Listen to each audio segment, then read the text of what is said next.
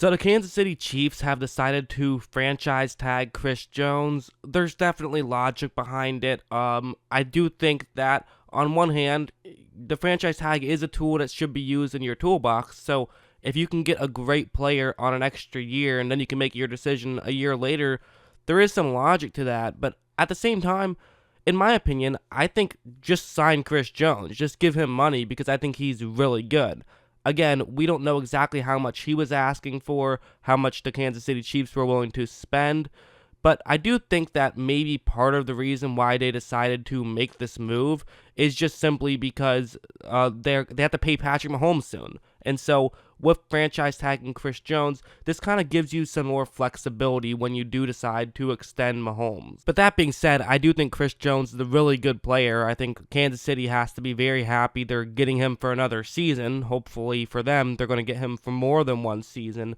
But I think he's really good, and so let's just jump into what I think is so good about him, and we'll start things off with this play where he's going to be going up one-on-one against the left guard right here. And what you're going to see him do is he's going to fake as though he's going to the left side of the screen, but then cut back over to the right. So as you see, he does that a little bit, and now his left hand is right on that right shoulder area. So he gets a little fake going, gets the guard to move over a little bit to the left side of the screen, which is important. I mean, you only have so much space, so being able to do something like that can absolutely give you a little bit of extra room to operate. But what's going to be just as impressive right here is just the power that he has to push off and to be able to run through that little gap he created and get to Matt Stafford for a sack. Just a really tremendous play. Again, this is something he can do. He's one of the best at rushing the passer from the inside. I'm not sure who is better at him than that. Well, I mean, okay, obviously Aaron Donald is better, but outside of that, he definitely has an argument for being number 2, no doubt about it. There was also this play where it's going to be a play action, so, fake the handoff to the left side of the screen. Stafford will then run around to the right side of the screen, and for Chris Jones, he's actually going to get blocked by a right tackle right here. So a little bit of an interesting block right here, not a traditional setup. Detroit doing something a little bit different. The reason why they're doing this is to just help sell the play action. But take a look at what happens right when the ball is snapped. It works out decently well. I mean, 71 there, gets in a pretty good position right here.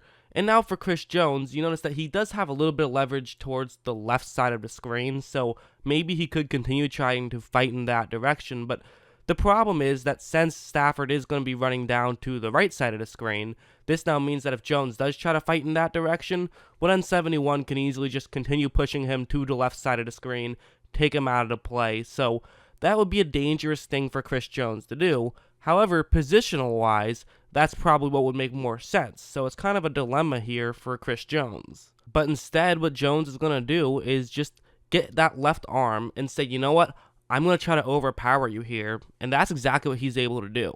That's just power right there more than anything. He gets his hand in the area, gets the ball out. Just a great play by Chris Jones, and that play actually didn't end up counting. It got called back due to a defensive holding penalty that had nothing to do with the actual play. But, that's what Chris Jones can do. He is an elite player. He's one of the best in the league. There's a reason why I said he is the most underrated player in the NFL earlier. I might still believe that, to be honest. I'm not sure, because he has gotten a bit more credit now that he's won a Super Bowl, but he is elite, no doubt about it. I think one of the things that makes Jones such an effective player is just his sheer power, the way that he can just completely overpower guys. This was one of the better examples of the entire season of him, was this one where he's going to be going up one-on-one against a left guard, and right off the bat, there's a lot of interesting hand fighting here. Neither one of the guys really gets the grip that they want at first, and it takes a second for Jones to really be able to latch on, and it also takes a second for 65 there to really latch on, so pretty interesting right there. But at this point, okay, both guys do have some kind of contact, and basically this is a good situation for Jones because the guard is kind of a little bit flat-footed at this point. He can't really get exactly the feet placement that he wants. He's a little bit too high up at this point. But watch how much Jones is going to completely overpower him. I mean, it looked like he was just pushing a dummy right there. He pushes the guard into Kirk Cousins for the sack. quite the play there by Chris Jones, and that just showcases some of what he can do, especially with the power.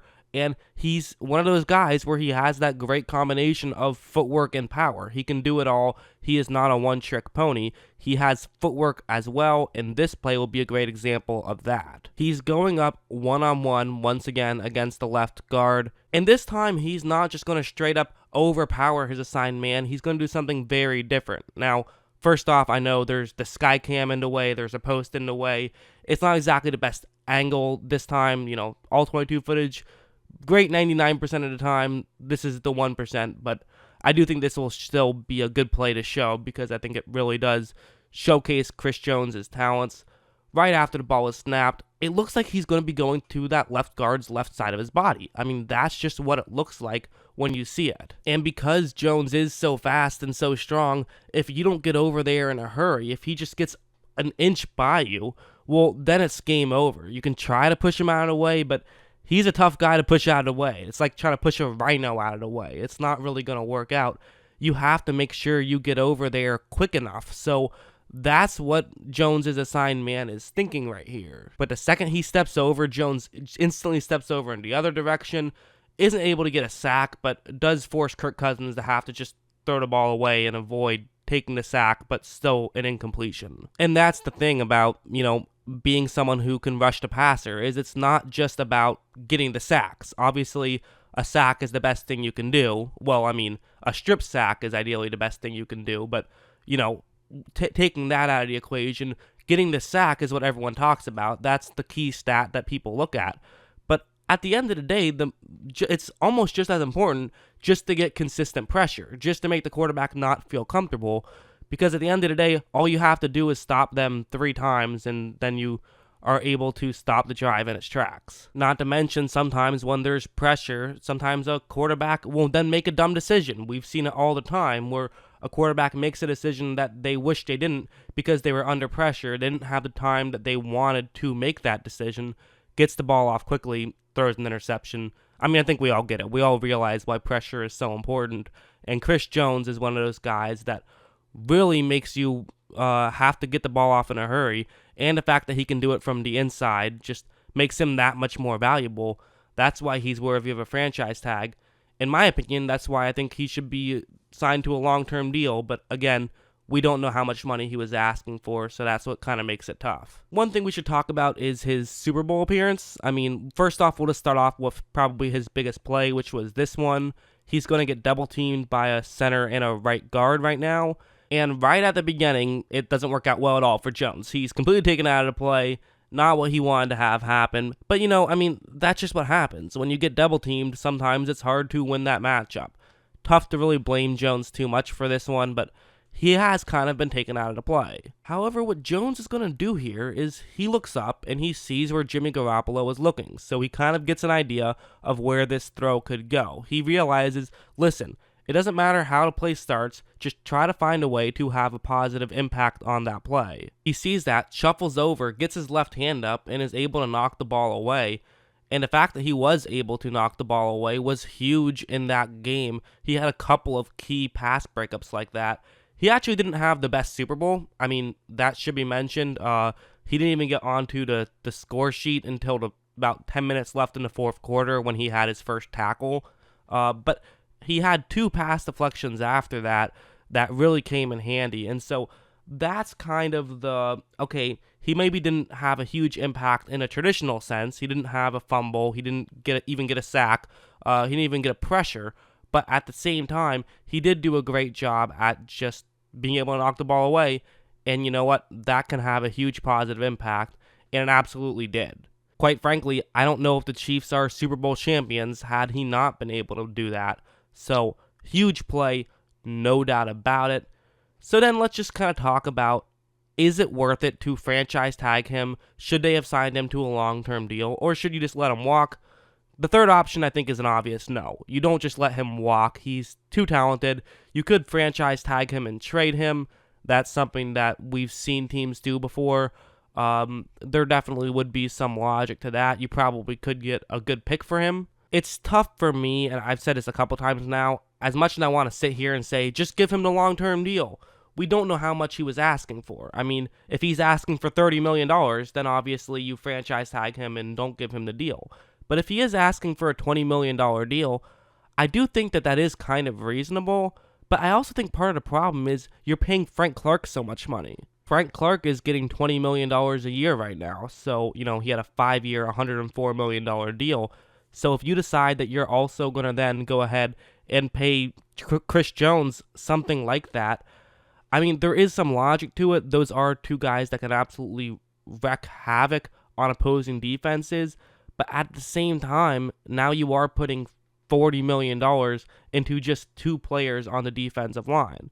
So you are going to make your team a little bit worse, especially once you pay Mahomes. You can't pay everybody. You are going to have to, at a certain point, choose somebody to try to get a discount on or not pay. But to me, I've always kind of felt like I'd rather keep my stars and lose depth than keep depth but lose stars. That's just kind of the way I've always thought about things. So I think they should pay him a $20 million a year deal and just try to figure out a way to find depth through the draft, find undervalued free agents, things of that nature, or just hope your stars can carry you in some ways, because sometimes that's what they're going to have to do. When Mahomes gets paid, that's what he's going to have to do. But hey, that's just my opinion. Let me know what you guys think. Should they give Chris Jones a long-term deal? Was franchise tagging him the correct decision? Or do you just say, we'll just trade him after franchise tagging him? I don't think anyone's going to say they should let him walk, but the trade is definitely an option there. So what do you guys think? Let me know in the comments below. Always love hearing from you. And of course, as always, thanks for watching.